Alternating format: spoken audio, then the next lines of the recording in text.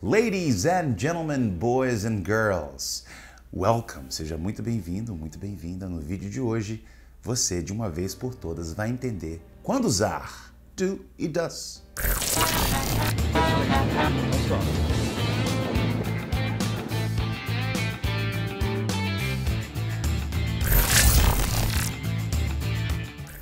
Pois é, pessoal, no vídeo de hoje você vai aprender de uma vez por todas como funciona, para que serve, o do e does, para que isso? Olha que interessante. Primeiro eu quero falar uma coisa que talvez você ache completamente contrário. Inglês é muito fácil. E eu vou te dizer por quê. Primeiro que eu não vou falar sobre o presente, porque o do e o does, eles só são usados no presente simples, apenas nisso. Mas fora o presente, seja ele o simple present ou o present perfect, quando a gente vai conjugar qualquer coisa, a gente não muda nada. Eu vou dar um bom exemplo. Quando eu falo que eu fui para algum lugar em inglês, o passado de go, que é ir, é went. Olha como é que fica. I went, you went, he went, she went, it went, we went, they went. Um minuto de silêncio aí, para você entender o quão fácil é. Não é muito tempo, um minuto, mas vamos fingir que a gente deu um minuto aqui de silêncio.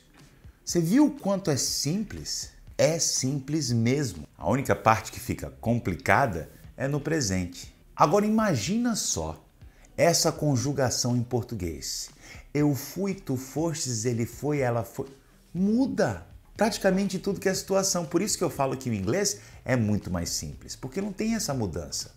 Então, como eu falei anteriormente, a única parte que tem mudança mesmo é no presente, e no presente simples principalmente, que é a mudança da terceira pessoa do singular. Teacher, você está falando aí grego. Não, a terceira pessoa do singular nada mais, nada menos é do que ele e ela. Ele em inglês he, ela em inglês she. E o it, que você já deve ter ouvido também, ele serve para ele ou ela, para qualquer um dos dois, só que não para pessoas, para animais, para objetos. Se eu falo do relógio, é it.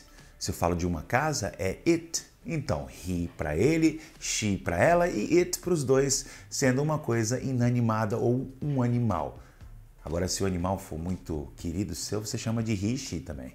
Então tá, teacher, a aula é sobre do e does e não sobre he e she, mas é justamente o ponto que eu quero chegar. O do e o does podem ser usados de duas maneiras. Uma como verbo mesmo, que é fazer, por exemplo, eu faço, I do, e se fosse ele, aí é onde entra o does. He does, ele faz.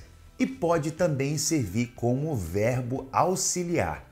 O que é um verbo auxiliar? É um verbo que ajuda você a montar uma frase. Ele ajuda você a fazer frases interrogativas, a fazer perguntas e também para fazer frases negativas, para negar alguma coisa. Work quer dizer trabalhar. I work. Eu trabalho. Se eu quero falar que eu não trabalho, aí eu vou ter que usar o meu verbo auxiliar do.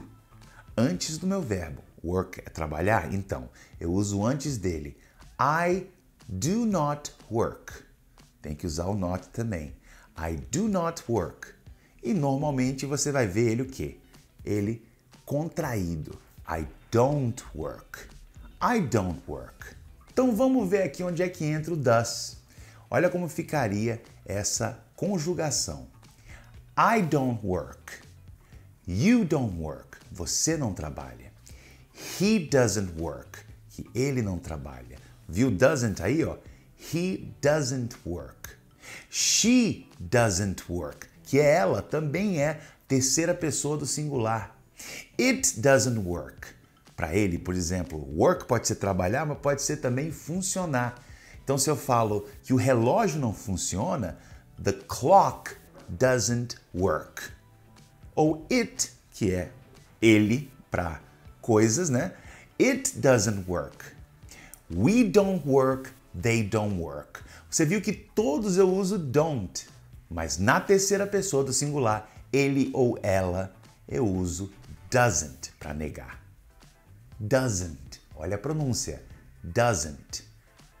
Don't, doesn't. Uma coisa interessante do inglês é que quando a gente vai fazer uma pergunta no presente simples, nós usamos o do ou does para fazer essa pergunta. Como eu falei, o do para qualquer pessoa e o does apenas para a terceira pessoa do singular, ele ou ela, he, she ou it, que é para coisas ou animais, como eu já falei. E eu vou usar esse verbo auxiliar, esse do ou esse does, no começo da frase. Sim, a gente muda um pouquinho a frase para fazer a pergunta. Ainda mais para a pessoa que está lendo ou falando saber que é uma pergunta. Quantas vezes eu estava lendo lá, eu sempre gostava de ler na sala de aula, aí eu fazia, não, professor, deixa eu ler. E aí tinha uma pergunta e às vezes eu não sabia. No espanhol é mais simples também, porque ele tem uma interrogação ao contrário no começo, para mostrar para você que aquilo que está vindo ali é uma pergunta. No português não tem isso, então várias vezes as pessoas se confundem na hora de falar aí. Mas vamos nessa. Do you work? Você trabalha? Vamos a outro exemplo, vamos a jogar, play. Você joga futebol? Do you play soccer? Do you play soccer? Então tem que fazer assim, né? Do you play soccer? E se fosse conjugar? Do I play soccer? Eu jogo futebol. Do you play soccer? Você joga futebol. Do he? Não. Does he play soccer? Ou does aí, porque é a terceira pessoa do singular, ele ou ela. Does he play soccer? Does she play soccer? Aí se for uma vaca, por exemplo, se perguntar, a vaca joga, né? Ela joga, ela quem? A vaca. Does it play soccer? Do we play soccer? Do they play soccer? Eu acho que você percebeu que eu não repito o you aí. Porque o you ele pode ser para uma pessoa ou para várias pessoas. Pode ser você ou vocês. Isso vai depender do contexto. Mas várias vezes a gente vai usar um artifício ou outro para mostrar que está sendo no plural. Do you guys, né, vocês, do you guys want coffee? Vocês querem café? Do you guys want? Vocês querem? Do you want? Do you guys, vocês caras, vocês pessoas. Tudo bem que guys é pessoas, mas é só para dizer, para mostrar que está falando mesmo com o coletivo. Então é isso. Do e does, eles querem dizer fazer. Eu pratico yoga, eu faço yoga. I do yoga. Ele faz yoga, he does yoga. Tudo bem, aí é o do e o does usados como verbo, como fazer. Mas se você estiver usando ele antes de outro verbo, com don't, por exemplo, é para negar. E se for o do no começo, é para fazer uma pergunta. Uma outra coisa super legal é que você pode usar esse verbo auxiliar, é uma coisa que muita gente não se liga, até pessoas que já falam inglês, para você dar ênfase a alguma coisa. Eu vou dar um exemplo. Se eu pergunto, do you work here? Você trabalha aqui? Aí você fala, yes, I work here. Ou então, yes, I do. E a pessoa, really? Mesmo? Aí você fala, sim, não, eu trabalho sim, eu trabalho mesmo. Sabe como é que eu posso fazer isso? Eu posso usar o verbo auxiliar para afirmativa também. Porque o verbo auxiliar ele é usado o quê? Na negativa e também na interrogativa, na pergunta. Agora, para afirmar, é para você realmente dar ênfase àquilo ali. Você fala, não, eu trabalho sim, eu trabalho mesmo. Aí você não fala, I work here, você fala, I do work here. I do work here. Eu trabalho sim aqui. Você está falando duas vezes que faz aquilo. Isso é uma técnica bem legal, uma coisa bem legal para você dar ênfase àquilo ali que você está falando. He doesn't study. Ele não estuda. Não. He does study. Ele estuda sim. He does study. What are you talking about? He does study. Ele estuda sim. Então você pode usar o verbo auxiliar do, que por sua vez na terceira pessoa do singular é o does, para dar ênfase a alguma coisa. You see? Olha só, se você gostou desse vídeo, eu peço uma gentileza para você. Smash that like button. Dá uma porrada nesse botão de like aí. Por favor, se inscreve no canal, subscribe to my channel.